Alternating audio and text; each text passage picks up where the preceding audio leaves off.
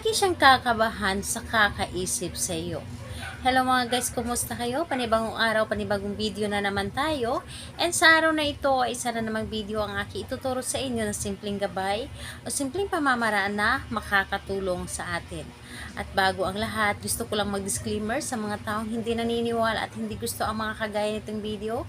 Please skip this video at maghanap kayo ng videos na gustong gusto nyo dahil ang video na ito ay para lamang ito sa mga taong naniniwala and gustong mag-try. And ngayon ituturo ko sa inyo kung paano siya kakabahan sa laging pag-iisip sa inyo. Ito po ay isa sa mga pamamaraan kung bakit or pamamaraan para yung taong hindi na kayo naaalala o hindi kayo naiisip ay talaga namang merong pamamaraan para maisip niya kayo at para kontakin niya kayo. Ito ay isa sa mga ginagawa natin kapag yung taong mahal natin ay hindi na tayo naaalala na tawagan, i-chat o di kaya kausapin o hindi na tayo talaga kinukontak. So, ito po ay isa sa mga aking ituturo sa inyo ngayon paano siya laging kakabahan at paano siya laging mag-iisip or lagi kanyang iisipin kahit saan man siya naroroon o ano man ang kanyang ginagawa. And ayun po, ituturo ko sa inyo kung paano ito gawin. Hindi ito po ay wala kayong gagamitin kundi sarili nyo lamang or wala kayong dapat na ihanda kundi yung sarili nyo lamang. And bago din ang lahat, magpapasalamat din ako dahil sa laging sumusuporta sa akin ay nandito pa rin tayo and ayun, thanks God ay bumabalik na yung sigla ko dahil nga nung nakaraang buwan ay hindi ako gaanong nakapag-vlog or hindi ako gaanong nakapag-record ng mga videos dahil din po sa aking kalagayan nung nagsimula pa lang akong nagbuntis, then ang hirap talaga na gumalaw and sobrang sensitive po yung pagkakabuntis ko.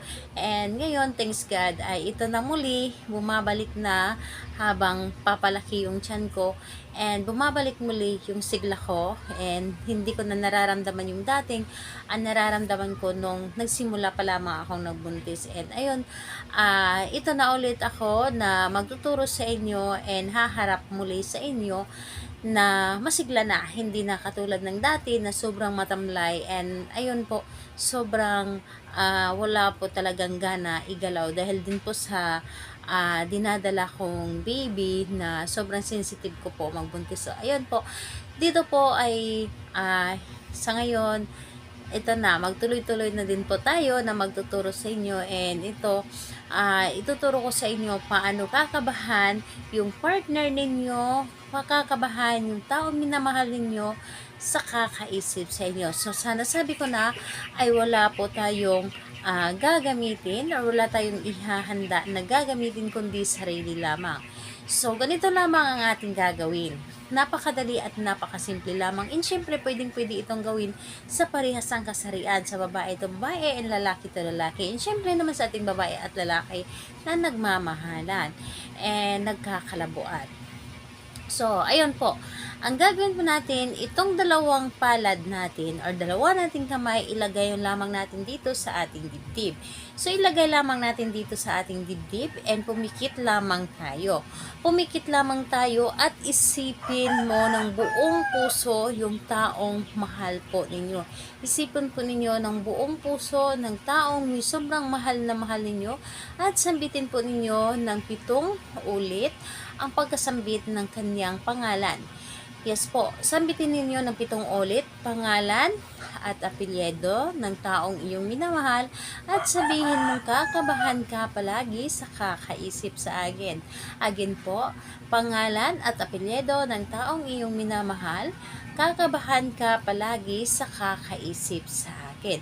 So, 7 ulit po ninyo yang ulit-ulitin na sambitin yung kanyang pangalan at apelyido. Yes po. Sambitin nyo lamang yan and ayun, kailangan na nakapikit kayo habang ito ay inyong sinasambit and kailangan na nagmula sa inyong puso ang inyong mga ginagawa dahil kapag nagmula sa inyong puso, buo ang inyong tiwala, buo ang inyong loob sa paggawa, ito po ay napakabilis na gumana sa isang ritual na inyong ginagawa. ginagawa. So, ayun po, kailan ito pwedeng gawin? Gawin ito sa kahit anong araw at kahit anong oras. Pwedeng-pwede po. Basta buo lamang at nagtiwala ka lamang sa iyong ginagawa. So, ayun po.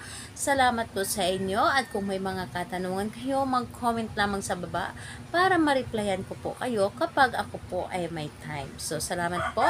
Bye-bye everyone. God bless us all.